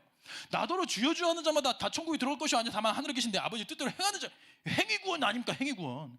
그러니까 구원을 이루려면 행위가 뒷받침돼야 되는 거 아닙니까? 근데 여러분, 이거 맥락을 잘 살펴야 되는 거예요. 성경 말씀이 그러면 행위, 뭐 특정한 행위를 통해서만 구원받을 수 있느냐? 아니에요. 이건 뭐냐? 그 앞에 거짓 선지자들에 대한 책망을 하던 상황 가운데 나온 거예요. 거짓 선지자들 뭡니까? 이단, 사이비, 교주 같은 애들이죠. 그러니까 예수의 이름을 팔아가지고 지 배를 채우는 놈들. 처음부터 예수의 주되심을 인정치 않고 그냥 말로만 했던, 그래서 행위가 따라주지 않았던. 그러니까 이 말은 뭐냐면 행위가 중요하다가 아니라 진짜 믿음인가가 중요하다라는 거예요. 진짜 고백인가. 그래서 우리가 점검할 건 이 아이들이 예수 그리스도를 뭐 주님이라는 단어는 뭐 찬양에 너무 자주 있기 때문에 애들이 별 거부감 없이 써요. 그러나 주인이라는 단어, 내 삶의 주권이 내게 있는 게 아니라 예수 그리스도께 있다라는 이 고백 자체는 엄청난 충격이거든요. 그걸 우리 아이들이 직면하고 들여다보고 선택할 수 있게 교육해야 되는 것이죠. 자, 그러면 너의 마음에 그리스도를 주로 삼으래요. 오늘 본문 말씀에 보면 예수 그리스도를 우리가 주로 삼게 되면 어떤 일이 벌어지느냐? 거룩하게 하고, 우리가 거룩하게 되는 거죠. 거룩이 뭡니까 여러분? 구별되어졌다는 뜻이에요. 거룩은요, 특정한 행동, 특정한 분위기, 특정한 언행 이런 게 아닙니다. 어떤 거룩한 행위가 따로 있는 게 아니에요. 그러니까 뭐 온유하고 겸손하고 화평케 하고 오래 참고 이런 게 막 거룩인 것 같은데 아니에요. 그래서 뭐 그리스도인들은 항상 참아야 되고, 아닙니다. 때로는 분노를 일으키는 것도 거룩함의 발현일 수 있어요. 왜? 하나님의 뜻과 위배될 때. 그러니까 예수님께서도 성전에서 매매를 하는 자들, 얘네들 처음 어떻게 한 겁니까? 처음에는 제사를 돕기 위해서 설정된 거였어요. 근데 걔네들이 거기서 이거 봐라, 우리 독과점인데 해가지고 폭리를 취하니까 제사를 드리러 온 사람들이 거기서 시험 들고 하니까 예수님께서 그 분노하셔가지고 상을 들어 엎으시잖아요. 그 상상을 해보시면 예수님이 뭐 이게 근엄하게 딱 가셔서 얘들아 여기서 이렇게 하면 어떡하니? 이렇게 덮으시겠어요? 씩씩거리면서 이 새끼 뭐 하는 거? 화가 이만큼 나셔가지고 아마 예수님 좀 약간 근육질 몸매 아니셨을까 상상을 해보는데 이게 들어 엎으신 거 아닙니까? 여러분, 그 의로운 분노도 거룩함에서 발현된 것이죠. 자, 여러분, 이 거룩함이라는 것은요, 구별되어졌다는 건데 어떤 행위에 대한 얘기가 아니라 기준에 대한 거예요. 그러니까 내 기준이 어디에 있냐, 나의 시선이 어딜 향해 있냐, 나는 누구의 시선을 의식하며 살아가는가거든요. 세상의 시선을 의식하는 건 세상 사람들이고요, 우리는 하나님의 시선을 의식하면서 살아가는 것입니다. 그래서 하나님 앞에서 우리가 하나님 때문에 결정하는 모든 것들은 다 거룩한 행위인 거예요. 자, 그러면 우리 한번 생각해 보죠. 이 그림 누굴까요? 요셉. 와, 역시 여러분 진짜 스마트하시군요. 이 요셉이 보디발의 아내의 유혹을 뿌리치는 장면인데요, 우리는 이 불륜의 현장을 보면서, 불륜을 시도하는 이 현장을 보면서 뿌리친 요셉의 모습을 보면서 와, 요셉은 참 거룩한 청년이었어라고 하지만, 여러분, 우리가 이것을 거룩하다고 표현하려면요 좀 뭔가 체크를 해봐야 돼요. 이 겉으로 보여지는 모습만으로 우린 거룩하다고 단정 지을 수 없습니다. 왜? 이 둘은 신분이 달랐어요. 우리가 요셉이 만약에, 예를 들어 보는 거예요, 요셉이 만약에 노예로 팔려가서 처음 몇 년은 하나님께 기도하다가 하나님이 응답 안 하시는 것 같으니까 하나님 막 저주하고 나 이제 하나님 안 믿어 이렇게 했다고 쳐봅시다. 그랬는데 보디발의 아내가 유혹했어요. 근데 그때 보디발이 두려운 거예요. 왜? 주인 마님이니까. 아유, 마님 큰일 납니다. 저는 가늘고 길게 사는 게 제 꿈이에요. 그러면서 저 걸리면 죽어요 해가지고 도망갔다고 쳐보자고요. 똑같이 그 유혹의 현장을 뿌리치고 달아났지만 그건 거룩한 행동이 아니라 뭡니까? 지 목숨을 부지하고자 했던 행위겠죠.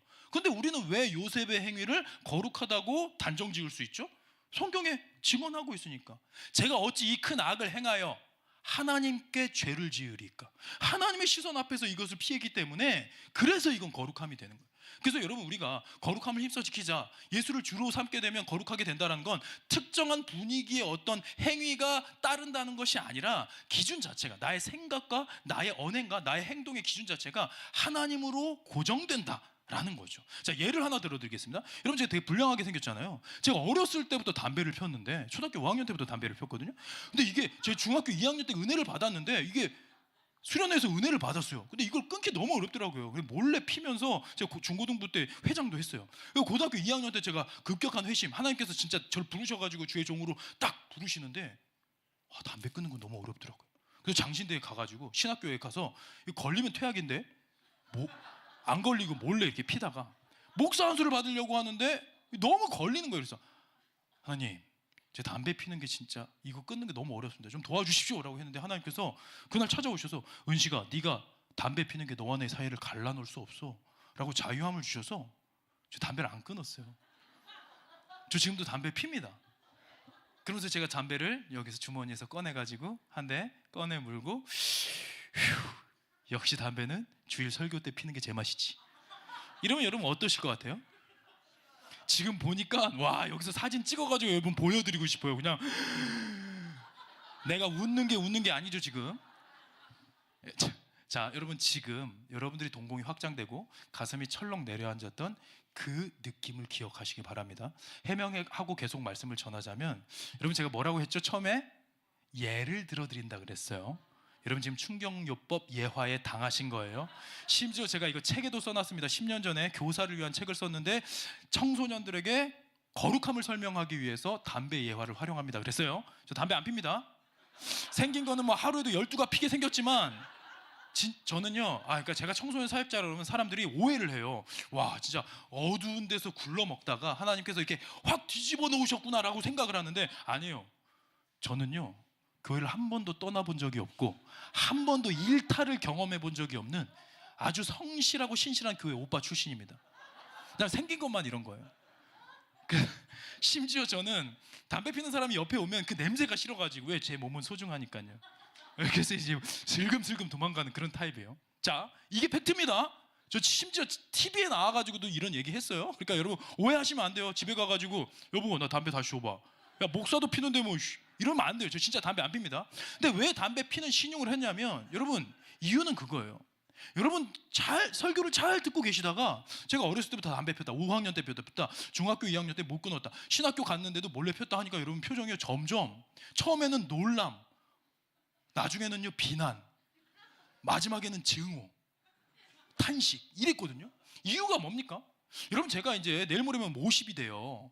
제가 지금 40대 중반을 넘어서 이제 후반을 향해 달려가고 있는 나이예요. 여러분 이렇게 생긴 40대 중후반의 아저씨가 대한민국에서 담배 피는 게 여러분들을 놀래킬 일입니까? 여러분 지난주에 저랑 똑같이 생긴 아저씨가 여러분 동네 어귀에서 담배를 피고 있으면 어떻게 저런 담배를 필 수가 있어? 뭐 그러겠어요? 뭐 마약도 아니고 오히려 담배랑 어울리게 생겼잖아요. 뭐가 문제예요? 그럼 여러분 그냥 지나갔을 거예요. 문제 삼지 않았다고. 근데 지금 여러분 왜 가슴이 철렁 내려앉았냐고. 왜 이거 여기 지금 흡연하시는 분 계실 수도 있어요. 근데 그런 분들조차도 저건 아닌데? 왜 그런 생각을 하셨냐고요. 이유는 단 하나입니다. 제가 목사니까요. 목사인데다가 다음 세대 전문 사역자라서 지금 추천을 받아서 여기까지 와가지고 교사원신 예배 때 이 귀중한 시간에 말씀을 전하려고 하는 사람이 지 의지가 약해서 초등학생도 아는 백해무익한 담배를 지 의지로 못 끊어가지고 하나님 뒤에 숨는 것이 꼴도 보기 싫고 덕이 안 되는 거죠. 여러분 지금 덕이 안 돼서 실망하신 겁니다. 이게 더 나아가면 실족으로 이어지는 거예요. 자, 그럼 여기서 질문 하나 드려볼게요. 여러분 담배 피면 지옥 갑니까?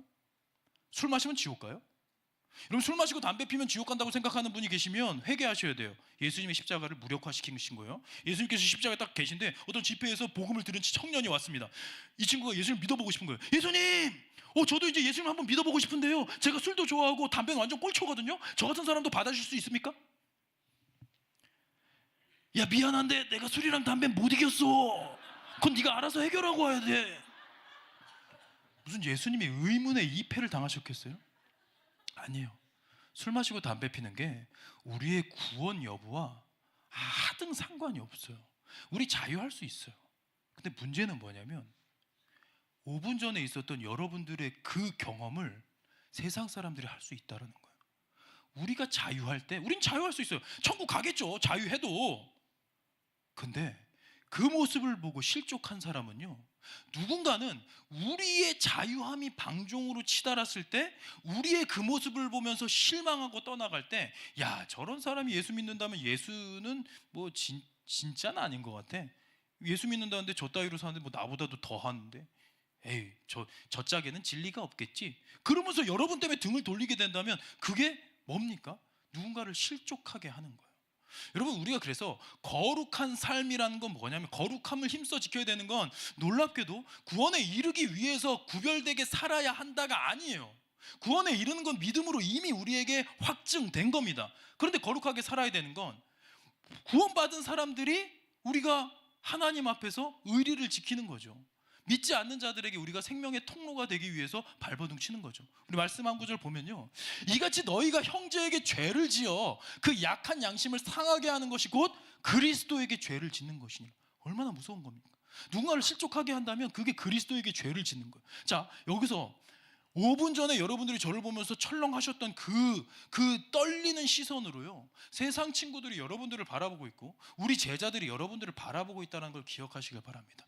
여러분, 우린 자유할 수 있어요. 그러나 그 자유가 믿음이 약한 자들이 걸려 넘어지게 되지 않도록 조심해야 되는 거죠. 그래서 사도 바울은 뭐라고 합니까? 그러므로 만일 음식이 내 형제를 실족하게 한다면 나는 영원히 고기를 먹지 아니하여 내 형제를 실족하지 않게 하리라. 여러분, 이런 자세가 우리에게 있었으면 좋겠습니다. 그래서 뭔가 구원에 이르기 위한 어떤 열심으로서의 그런 행위가 아니라 덕이 되는 인생이 되기 위해서, 그래서 우리가 구별되게 살았으면 좋겠는 거예요. 자, 그러면 너희 마음에 그리스도를 주로 삼아 거룩하게 하면 어떤 일이 벌어지냐?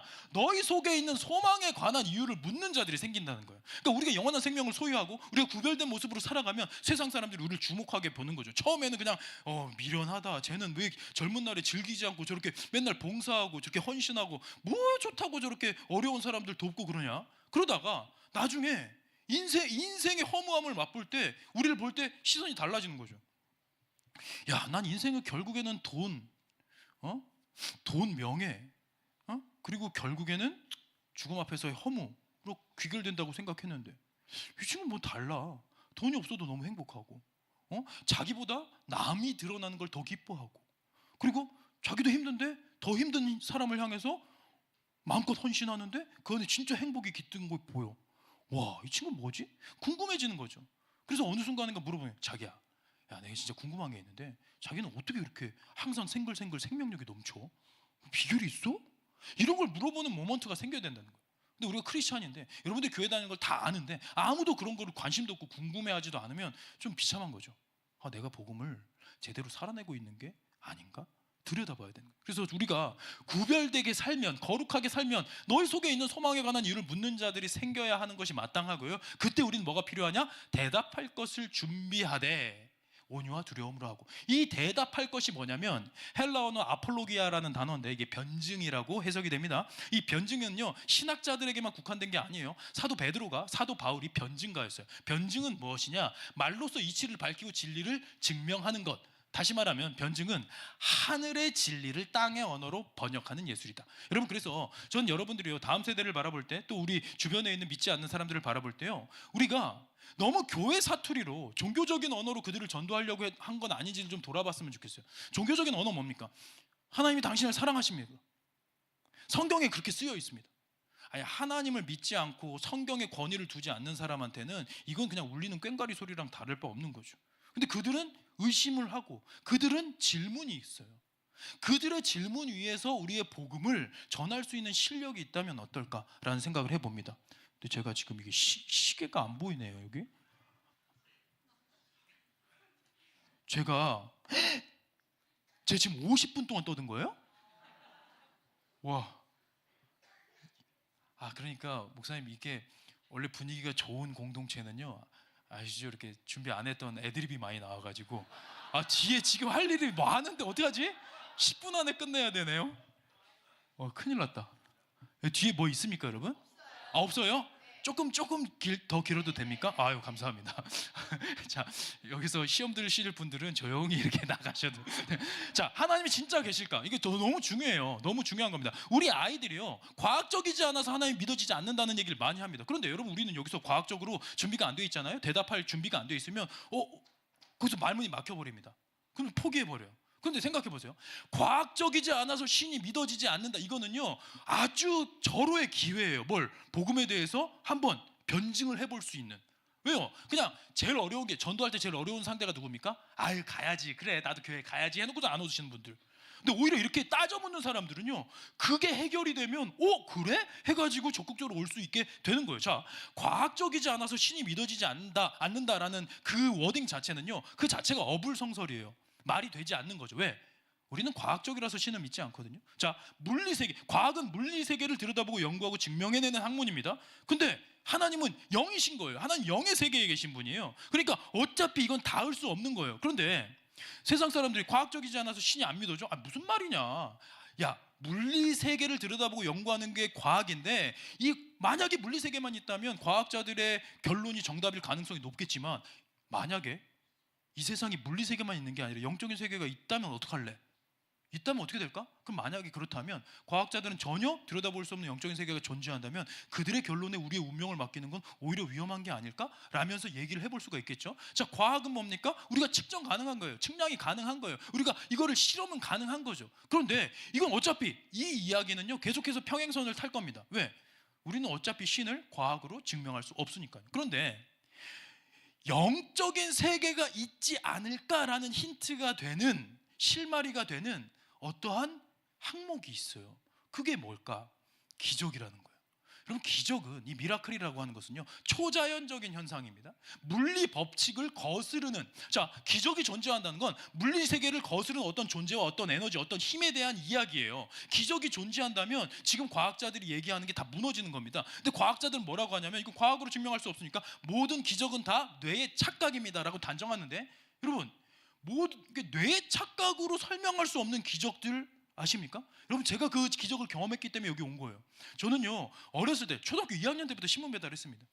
왜? 우리 아버지가 가난한 개척교회 목사라서. 난 태권도를 배우고 싶었는데 태권도 보내줄 수 없었던 우리 아버지가, 야, 너 강해지고 싶어서 그러는 거지? 예!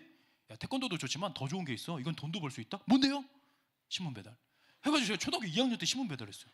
초등학교 2, 3, 4 신문 배달, 석간신문 돌리다가 애들이랑 노는 시간을 자꾸 뺏기니까 나 조간신문 돌리라 했어요. 초등학교 6학년 때부터는 조간신문 새벽 4시에 가가지고 새벽 6시면은 제 그 신문 배달 한 150집을 이렇게 해가지고 그 당시 한 18만 원 정도 받았던 것 같아요. 표정들이 어쩌라고 뭐 이런 그런 느낌이신데, 근데 제가 왜 지금 여기 와 있냐면, 저는 어렸을 때 누가 너도 아빠 따라 목사님 될 거냐? 싫어요. 막 싸우던 사람이에요. 왜? 저는 가난이 너무 싫었거든요. 근데 제가 왜 이 자리에 와 있냐면 제가 기적을 체험했기 때문입니다. 그 기적 체험한 거를 제가 TV에 나와서 한 게 있는데, 이거 소리 너무 못생겼다고 지금 하필 이게 여기서 이렇게 멈춰버렸네. 한번 이거 틀어볼게요. 소리 틀어주십시오. 공부도 열심히 하고 그런 상황이었는데, 고등학교 2학년 때 좀 제가 죽을 뻔한 사건이 좀 있었어요. 너무 하울링이 나네요. 횡단보도가 있었는데 한 8차선 정도 되는 횡단보도 앞쪽에 대기를 하고 있었어요. 학교끼리니까 애들이 한 100여 명 정도 있었겠죠. 거기서 이제 초록불로 바뀌기를 기다리다가 바뀌자마자 전속력으로 전력 질주를 하는데, 전력 질주를 하고 있는데 순간 저 멀리서 뭔가 굉음으로 뭔가 저를 향해 달려오는 게 느껴지는 거예요. 근데 그걸 인지한 순간 이미 이 차가 제 앞으로 다가온 상황이라, 그 순간에 저는 이제 나 이렇게 죽는구나 라는 생각을 하게 됐어요. 전력 질주를 하면 바로 못 서잖아요. 멈추기가 힘들잖아요. 그래서 제가 이제 가고 있는데 뒤에서 이 차랑 저랑 부딪히려는 그 찰나의 순간에 뒤에서 누군가가 제 목덜미를 이렇게 낚아채는 거예요. 그래서 제 몸이 이제 360도 돌면서 이제 사이드 미러랑 제 책가방이랑 부딪혀서 뻑 소리와 함께 사이드 미러는 이제 산산조각이 나고, 이 차는 저를 친 다음에 한 15m 정도 더 이렇게 가서 선 거예요. 차가 직접 부딪히진 않았고요. 그렇죠. 누가 잡은 거예요? 그래서 이제 주변에서 막 애들이 웅성거리면서 어떤 여자애는 막 이제 주저앉아서 울더라고요. 왜냐면 끼팍 저는 한쪽씩 돌고, 그러니까 이게 사망 사건을 본 줄 알고. 근데 저는 이제 털끝 하나 다치지 않았으니까 그때 제가 제일 먼저 뭘 했겠습니까? 누가 구해줬는지. 그렇죠. 누가 구해줬을까 해서 뒤를 돌아봤는데 제일 가까운 친구가 한 5m 뒤에 있었어요. 제 뒤에. 그 순간에 제가 누가 나를 구해줬나 했는데 뒤에 보니까 아무도 없잖아요. 그 순간에 제가 이제 하늘을 바라보면서 주님 감사합니다, 이런 고백을 하게 된 거죠. 나중에는 이게 이 얘기를 이렇게 전해주면 누군가가 야, 이렇게 경황이 없어가지고 누가 살려준 거 네가 기억 못하는 거겠지 뭐 이런 사람들도 있는데, 제가 이제 고3이 돼서 이제 새로운 친구들을 만났잖아요. 그 친구 중에 저에게 결정적으로 해준 말이 있어요. 야, 너 작년에 그 차에 치여 죽을 뻔했던 애 아니냐? 라고 얘기를 하면서, 야, 그때 주변에 있는 애들 다 너 죽을 줄 알았어. 근데 너 운동신경 진짜 좋더라. 이렇게 얘기를 합니다. 그러니까 뒤에 아무도 없었는데 제 몸이 이렇게 뒤에서 누군가가 이렇게 끌어주신 그 경험을 하면서 제가 좀 세계관이 좀 바뀌었던 것 같아요. 이런 모습 처음 봤어요. 나 새롭게 하면서. 3개월 만에 이렇게 처음 봤어요. 주변 사람들이 봤을 때는 피한 것 같아요. 그렇죠. 제가 이렇게 된 건데 제가 무슨 매트릭스를 아니고 가다 전력 질주하다가 뒤에서 이렇게 끌려온 상황에서 돌아간 거거든요. 근데 정말 하나님의 그거를 어떤 물리적으로 느끼는 그렇죠. 물리적으로 하나님이 저를 살려주신 거죠. 눈이 이만해졌어요. 나 이렇게 눈 커진 거 처음 봤어요. 아니 만약에 안 믿으시는 분 입장에서는 무슨 손길일 것 같아요? 어떤 일일 것 같아요? 그냥 운동신경이 좋아요. 이 정도면은 일단 하나님께 감사할 것 같아요.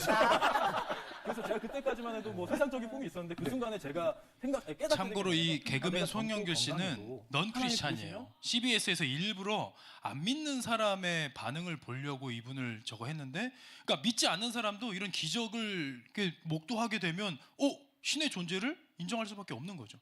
이걸 이제 챗GPT한테 한번 그려달라고 했더니 이렇게 그려줬습니다. 어쨌든 저는요, 그러니까 아무리 운동신경이 좋아도 저도 그 당시에도 합기도를 했었기 때문에 이게 낙법을 치려면 앞으로 가야 돼요. 가던 방향으로 이렇게 해서 최대한 그 다치는 거를 좀 하는 완충 작용을 하는 거지. 가던 방향의 반대 방향으로 몸을 돌릴 수는 없는 거예요. 이건 관성의 법칙을 물리 법칙을 거스르는 행위거든요. 그래서 저는 그런 물론 이것뿐만 아니라 제가 경험한 또 다른 기적들이 많이 있습니다. 그러니까 여러분들도 크고 작은 이건 하나님의 개입 아니면 설명할 수 없는 일들을 우리가 좀 들여다 보면서 이거를 복음을 전도하는 그럼 이건 어떻게 설명할 건데? 라고 생각을 해보면 좋을 것 같아요. 그리고 아이들에게 다가갈 때 이런 차트가 아주 좋아요. 봅시다. 세계인이 81억입니다. 전 세계인이 81억 명인데 종교인이 그중에 72억이에요. 여러분 종교가 뭡니까? 영적인 세계, 사후 세계가 있다고 믿는 사람들이 전 세계 72억이에요. 그 중에서 단일 종교로는 기독교가 제일 많습니다. 26억이요. 근데 이제 이슬람교가 지금 바짝 추격하고 있어요. 지금 최근 보니까 25억까지 올라왔어요. 이제 몇 년 안에 우리가 이제 이슬람교인들은 열심히 애를 낳고 우리 크리스천들은 전도를 잘 안 해가지고 역전되게 생겼는데 어쨌든 비종교인은 전체 9억입니다. 9억 중에 또 다수가 불가지론자예요. 불가지론은 뭐냐? 불가지 내가 알지 못한다. 그러니까 저는 종교는 없는데요. 신이 있는지 없는지 그건 잘 모르겠습니다. 이런 사람들이에요. 그러면 무신론자, 나는 신이 없다고 믿습니다라고 한 사람 전 세계 1억 4,500만 명이라는 겁니다. 여러분 주변에서 신이 없다라고 생각하는 사람들이 있다면 그들과 대화하다가 이렇게 놀래시는 거예요. 놀래주시는 거예요. 그래서 너 무신론자였어? 와 대단하다. 야 어떻게 그 믿음을 갖게 됐어? 뭔 소리예요? 나 믿음이 없다니까요. 그러니까 당신 무신론자라며. 신이 없다고 믿는 거잖아. 신이 없다면 이 세상은 그냥 생겨났다는 건데 우연히 그냥 어떻게 하다 보니까 생겨났다는 걸 믿는 거잖아. 어떻게 그 믿음이 생겼냐고요. 여러분 생각해 보세요. 무신론과 유신론은요 동등한 수준의 신앙이 필요한 거예요. 근데 우리 아이들 중에 신이 없다고 생각하는 애들은요 진짜로 신이 없다고 믿는 게 아니라 그냥 덮어놓고 생각을 안 할 뿐인 거죠. 제가 이거 채플 시간에 가서 애들한테 물어봅니다. 여러분 신이 없다고 생각하는 친구들 손 들어볼까요? 대부분의 아이들 손 들어요. 여러분 기적이 있다고 생각하는 친구들 한번 손 들어볼까요? 라고 하는 친구들 또 대부분 손 들어요. 그러니까 이게 지금 네 머릿속에서 지금 세계관이 충돌을 하고 있다. 이거를 짚어줄 수 있어야 되는 거죠. 그리고 이 정도 얘기하잖아요. 그래서 너 지금 80명 중에 한두 명 안에 들어간 거야. 무신론자라면. 이 얘기를 해주면 우리 친구들이 불안해지는 거예요. 전도를 할 때 당위성을 설명할 때도요 이런 데이터를 통해서 만약에 이러면 어떡할래? 라는 것들을 좀 점검해 보시면 좋겠죠. 그리고 제가 이제 목사가 자꾸 이런 거 떠들면 신뢰성이 좀 떨어지니까요 믿을 만한 형님들을 모셔왔어요. 자, 옥스포드대에서 이론 물리학을 가르치는 교수님은요 과학의 토대는 신실하신 하나님에 대한 신학적 고민의 역사 위에 세워져 있습니다.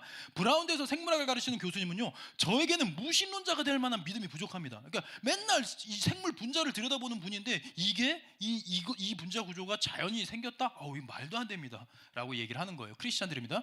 MIT 핵물리학과 교수님은요 사람들은 자연과학이 발견하는 실체 너머에는 아무것도 없다고 전제하지만 예수 그리스도의 제자인 저는 동의하지 않습니다. 무슨 말입니까? 사람들은 물리세계만 있다고 생각하지만 크리스찬인 저는 과학자임에도 영적인 세계가 있다고 믿습니다 라고 고백하는 거죠. UC 얼바인 물리학과 천문학을 가르치는 교수님은요 우주가 팽창하고 있다는 과학적 발견에 하나님의 창조를 바라보는 제 믿음에 확신을 주었습니다. MIT에서 화학을 가르치는 교수님, 과학이라는 학문을 통해 저는 하나님이 제가 생각했던 것보다 훨씬 더 크고 대단하고 장엄한 분이라는 것을 알게 됐습니다. 코넬대에서 유전학을 가르치는 교수님은요 우리는 과학이 무엇인지에 대해 정직해야 하며 과학이 다룰 수 있는 범위를 넘어서서 그 권한을 넓힐 수는 없습니다. 자꾸 과학자들이 신이 없다라고 주장하는 거에 대해서 아니 우리는 물리 세계 안에서 관측된 것만 얘기해야지 물리적인 관측 도구로 신이 발견되지 않는다고 해서 신은 없습니다라고 말하는 건 월권입니다 라고 이야기를 하는 거예요. 그리고 우리나라 서울대를 다니는 하나님을 믿는 과학자들이 있고요. 과학자의 신앙 공부 알리스터 맥그레스의 과학과 종교. 이 사람은요 옥스포드대에서 24살에 분자 생물학으로 박사학위를 받은 초천재예요. 근데 무신론자였습니다. 그런데 이제 학교에서 친구들이랑 대학생들이 신에 대해서 이제 토론을 하다가 논쟁을 벌이다가 흥미를 느껴가지고 신에 대해서 연구하고 철학적으로 역사적으로 과학적으로 들여다보다가 하나님을 만난 거예요. 그래서 신학 박사학위까지 받아서 양쪽의 대가로 돼 있는데 여러분 지금 이 시기에 가장 유명한 무신론자가 누구냐? 리처드 도킨스라는 사람이 있어요. 만들어진 신 이기적인 유전자. 그래서 여러분 이 신이란 존재는 인간이 그냥 허상을 만들어낸 겁니다. 우리는 그냥 우연히 생겨난 존재들이에요. 그러니까 심판 때 이런 거 없으니까 그냥 마음껏 사십시오라고 얘기하는 과학자가 있어요. 근데 그 사람이 타이틀이 옥스포드대라서 우리가 그 앞에서 이렇게 위축이 되는데 아니요. 그분보다 실력이 더 탁월한 분이 그분이 쓴 책 그분이 쓴 책에 대해서 과학적으로 얼마나 이게 오류가 있고 말도 안 되는 주장인지를 조목조목 이렇게 해놓은 책이 있어요. 자, 그럼 여러분 지금 읽으라는 게 아닙니다. 이런 세계가 있다는 걸 아시는 것만으로도, 왜냐면 나중에 애들이 그런 책에 영향을 받아가지고 신혼 없어요라고 얘기할 때 리차드 도키스의 책은요 베스트셀러가 돼요. 베스트셀러가. 근데 알리스터 맥그레스의 책은요 목사님들만 읽어요. 그런데 우리 선생님들은 이런 거, 아이들이 과학적이지 않아서 믿어지지 않는다에 대해서 과학의 끝단에 무신론이 있는 게 아니구나. 과학의 너머에서 오히려 그 끝에서 하나님을 만난 진리 탐구자들이 있구나라는 것을 알고 계시면 좋을 것 같아요. 자, 두 번째 이제 마지막으로 보면요, 하나님에 대한 믿음, 또 이것 때문에 좀 문제를 생각하는 이들이 있어요. 폭력적인 신이어서 못 믿겠다는 거예요. 자기 아들을 믿지 않는다고 지옥을 보내는 거 너무 폭력적인 거 아닙니까? 라고 얘기를 하는 거죠. 그래서 A가 B가 있는데 A는 착하고 B는 나빠요. 근데 A는 하나님을 믿지 않고 B는 교회를 열심히 다녀요. 자, 여기서 누가 천국 가겠습니까? A 천국 갈 수 있어요, 없어요? 일단 A는 못 가요. 그건 분명합니다. B는 갈 수 있어요, 없어요? 그건 잘 모르겠죠. 왜? 하나님을 잘 믿는다가 아니라 교회를 잘 다닌다고 했죠. 그런데 B는 천국 갈 가능성이 있어요, 없어요? 있어요. 갈 수도 있죠. 실은 이거 제 얘기입니다. 생긴 것부터가 저잖아요. 이게. 고집이 세고 불친절하고 조급하고 이기적인 사람이에요, 제가. 근데 저는 진실된 믿음이 있어요. 연약함이 있지만 연약한 중에 진실된 믿음이 있기 때문에 저는 천국 갈 겁니다. 여러분들이 뭐 하건 상관없이 하나님의 약속의 말씀으로 좀 가게 될 거란 말이에요. 근데 이렇게 얘기를 하면요, 믿지 않는 사람들 입장에서는 짜증이 나는 거예요. 분노가 일어나는 거예요. 왜? 착하게 살았는데 천국을 가고 나쁘게 살았는데 지옥, 잘못 말해. 착하게 살았는데 지옥을 보내고 나쁘게 살았는데 천국 가기 말이 됩니까? 인과응보 몰라요? 결자해지 모릅니까? 그래서 나는 기독교 하나님을 마음에 안 들어, 이렇게 생각하는 사람들이 있습니다. 그때 우리는 뭘 교정해 줘야 될까요? 뭘 교정해야 되냐면, 왜 예수를 믿지 않는다는 이유만으로 지옥을 보냅니까가 아니에요. 예수를 믿지 않는 죄, 착해서 천국 갈 수 있는 존재인데 예수를 믿지 않았기 때문에 지옥 가는 게 아니라, A는요 A 스스로의 죄 때문에 천국 갈 수 없는 존재라는 걸 우리가 알아야 되는 거죠. 그래서 이 세상에는 두 가지 죄인이 있습니다. 생각파 죄인이 있고 행동파 죄인이 있어요. 행동파 죄인은요, 지 멋대로 생각하는 대로 나쁜 짓을 하기 때문에 어떻게 쇠고랑을 차고 벌금을 내고 유치장에 가고 소년원을 가는 거죠. 그런데 생각파 죄인은 어때요? 아무도 몰라요. 여러분, 마음속으로 지은 죄, 이거 카운트 된다면요, 이 기준으로 따지면요, 이게 만약에 죄라면 저는 희대의 연쇄살인마예요. 저 서로 사람 많이 죽여봤습니다. 저만 쓰레기입니까? 특히 운전하다가 이렇게 딱 가다가 갑자기 막 비싼 외제차가 막 람보르기니 이런 애가 일부러 그냥 과시하면서 이렇게 일부러 위험하게 훅 들어올 때가 있어요. 그럼 저는 진짜 열받아가지고 풀 악셀을 밟아요. 이놈 새끼. 근데 점점 멀어져 가죠. 그럼 제 마음속으로는 내 차에 미사일 버튼 하나 있으면 확 눌러서 그냥 뒤집어 버렸으면 좋겠다라는 찰나의 순간 생각을 해요. 여러분 지금 왜 웃고 계십니까? 제가 행동에 이르지 않았기 때문에 그래요. 근데 제 머릿속으로는 지금 뭐예요? 이미 사람 죽인 거예요. 물론 전 그 지나고 나서 또 내가 또 이런 생각, 죄송합니다, 하나님께 바로 회개를 하죠. 그런데 여러분, 저의 마음속에 있었던 생각들을 다 이루었다면 저는 최소한 폭력전과 세 자릿수 이상 될 거예요. 저만 쓰레기입니까? 여러분들 마찬가지 아니에요? 우리 마음속으로 지은 죄 카운트 된다면 다 그렇게 되는 거죠. 그래서 우리는 뭘 알아야 되냐면, 여러분 천국 가는 거 아이들한테 설명할 때도요, 왜 예수님이 나랑 무슨 상관이냐 얘기할 때, 천국이라는 게 무균실과 같아. 무균실.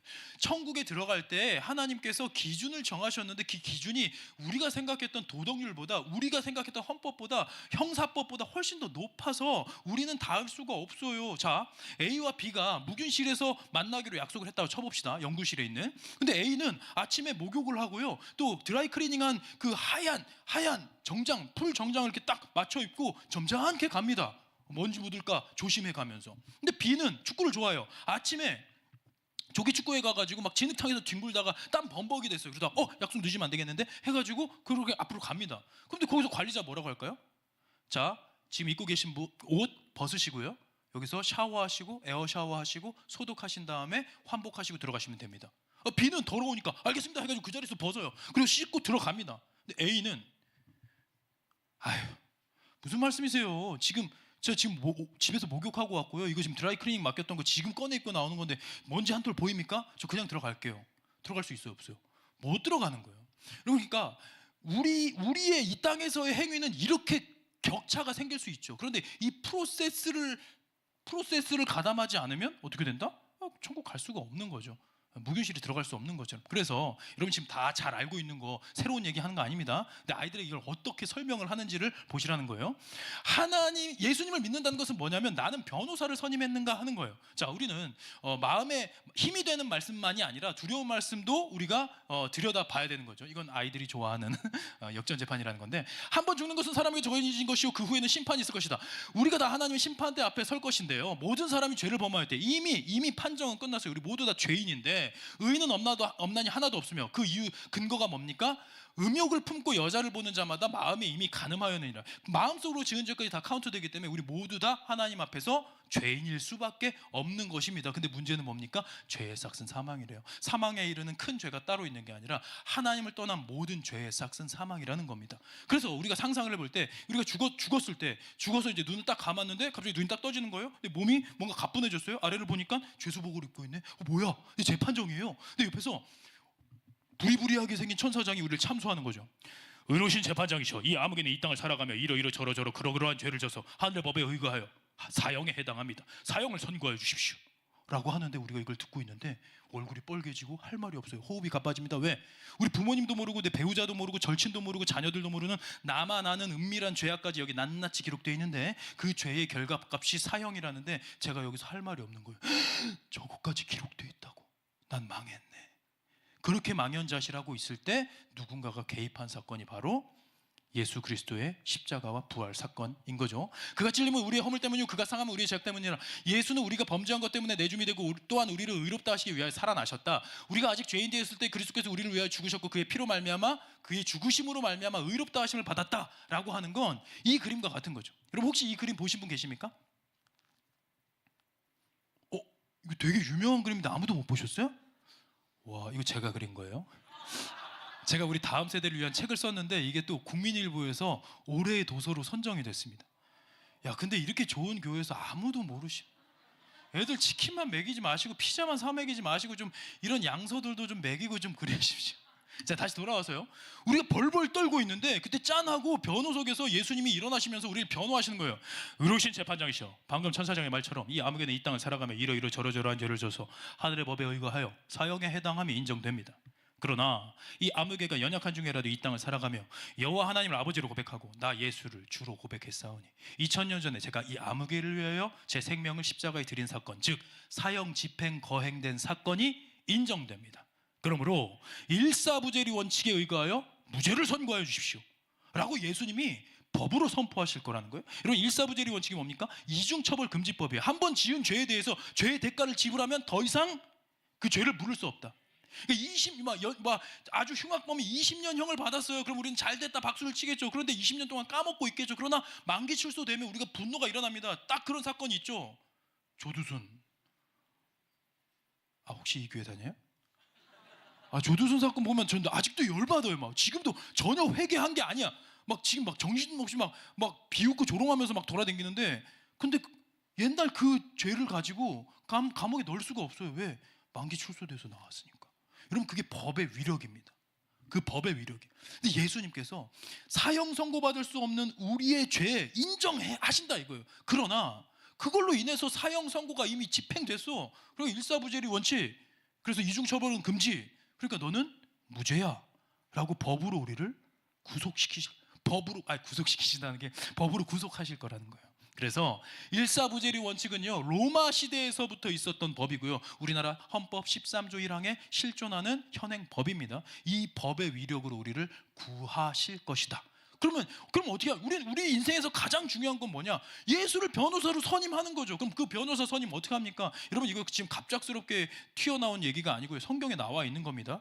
이 그림을요, 저랑 친한 디자이너가 이렇게 좀 그려줬는데 전혀 반응이 없으시죠? 우리 아이들이 좋아하는 그림의 패러디인 겁니다. 그래서 누가 죄를 짓더라도 아버지 앞에서 변호해 주시는 분이 우리에게 계시는데 곧 의로우신 예수 그리스도이십니다.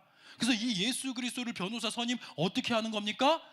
물론 이제 우리는 심판에 이르는 것도 다 이제 패스되게 될 거예요. 우린 심판도 면제받습니다. 그러나 예수를 믿지 않는 존재들은 어떻게 된다?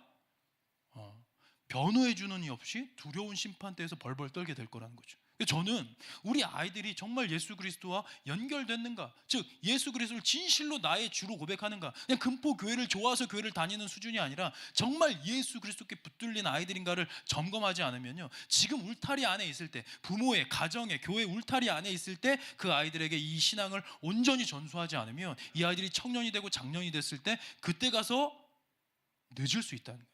지금 대한민국 한국교회 중직자들의 기도 제목, 비공식 기도 제목 1위가 뭔지 아십니까? 제발 우리 자식들 좀 다시 교회 돌아오게 해주세요. 더 늦기 전에 우리는 아이들에게 복음을 더 전해야 되는 거죠. 그래서 어떻게, 예수를 어떻게 우리가 변호사로 선임하냐? 내 입으로 예수를 주로 시인하는 거죠.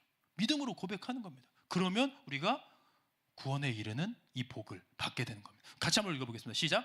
영접하는 자 곧 그 이름을 믿는 자들에게는 하나님의 자녀가 되는 권세를 주셨으니. 아멘이죠.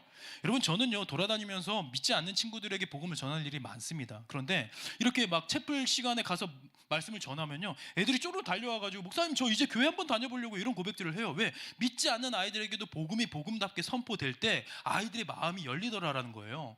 그래서 어떤 한 남자 중학교에 제가 말씀을 전하러 갔습니다. 신앙 사경회인데요, 교목실에서 SOS 연락을 온 거예요. 목사님, 우리 학교가 분위기가 되게 좋았었는데요, 코로나 지나면서 믿음의 선배들이 떠나는 가운데 애들이 다 온라인으로만 예배를 드리다 보니까 채플 시간이 그냥 수면 보충하는 시간이 돼버렸어요. 와서 좀 불시 좀 회복시켜 주십시오라고 하는 거예요. 그러면서 이틀 동안 50분씩 100분, 믿지 않는 아이들에게 100분 설교를 하래요. 쉽겠습니까? 여러분, 김창옥 씨 아시죠? 그 강의 잘하시는 분. 그분에게 물어봤어요. 어떤 회중이 제일 어렵습니까?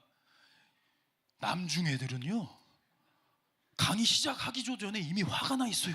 뭐 그런 거예요. 쉽지 않죠. 근데 저는 이제 다음 세대 전문 사역으로 얘네들 때문에 지금 제가 이 길을 가고 있는 거니까. 그래서 남중 애들은 오히려 쉬워요. 왜? 걔네들의 눈높이에 맞춰가지고 뭐 게임 얘기해주고 레크레이션 강사처럼 불러 일으켜가지고 막 이렇게 해주면 애들이 와 되게 험악하게 생겼는데 재밌는 아저씨네 해가지고 잘 들어요. 그런 아이들에게 이제 그 아이들이 궁금해할 만한, 질문할 만한, 아까 과학적인 이야기, 예수 믿으면 어떻게 되는지, 영원한 생명까지 아이들에게 복음을, 찐 복음을 전했습니다. 근데 그 아이들에게 마지막에 제가 뭐라고 했냐면, 얘들아, 그러니까 우리 교회 안 다니는 친구를 한번 손들어보자. 대부분의 아이들이 손들어요.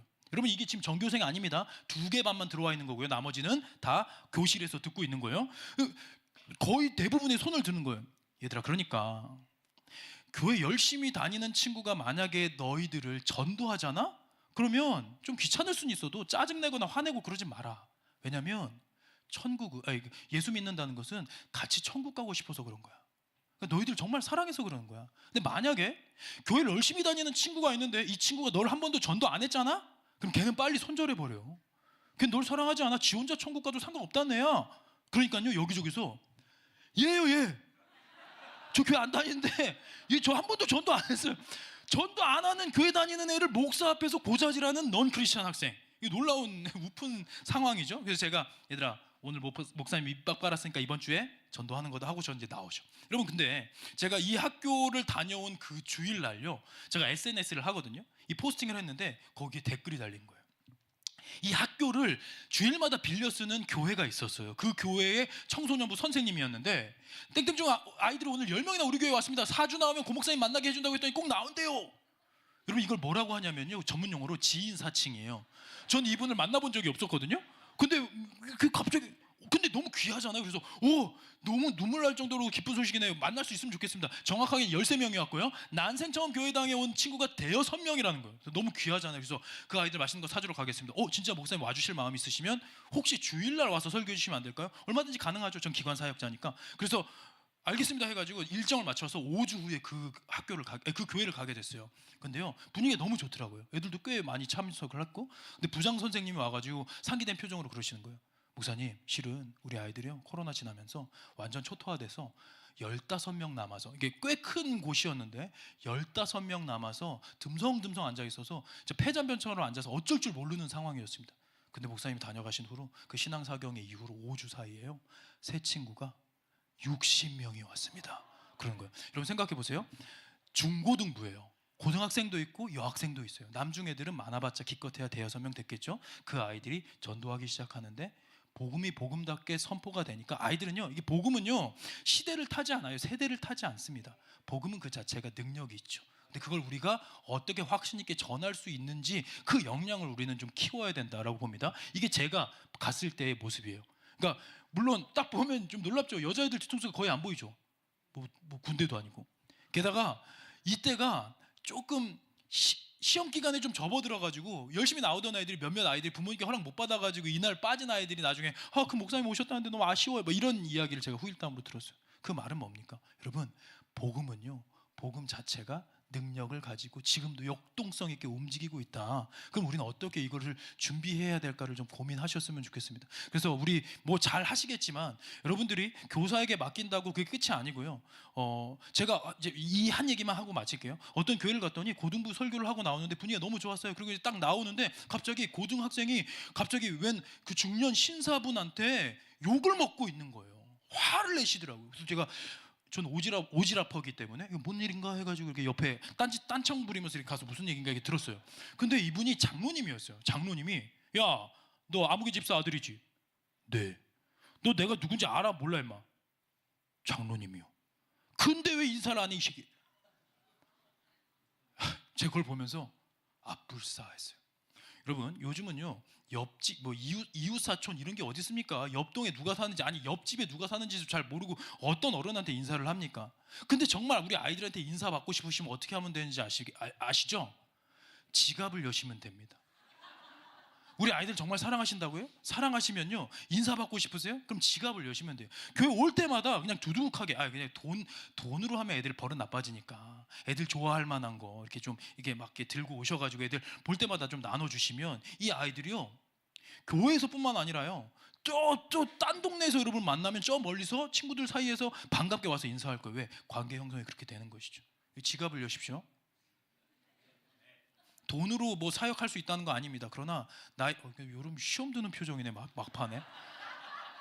뭐 저한테 달라는 거 아니잖아요. 우리 다음 세대한테 흘려 달라고요. 우리 선생님들 지금 야전에서 지금 투입돼서 있는데 뭘 열심히 해보려면 이제 항상 근데 재정 아까도 들어보니까 또 이제 뭐 이렇게 좀 건축도 하고 여러분 이제 뭔가 좀 긴축 재정 가셔야 되겠지만 그래도 우리 다음 세대를 위한 재정은요.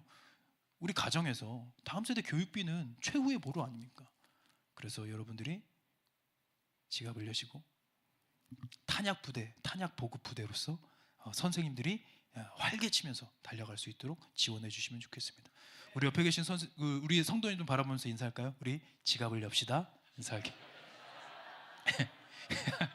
여러분 요건 이제 마지막에 제가 이제 다니면서 아이들에게 이제 회신을 받는 거예요. DM에 와서 항상 이게 시즌 지나면 아이들 구원의 확신을 얻게 됐고요. 말씀이 너무 좋고 뭐 하나님 믿는 것에 대해서 다시 돌아보게 돼요. 아이들은요 요즘에도요 되게 진지합니다. 그래서 요즘 애들은 뭔가 안 돼 이게 아니라요.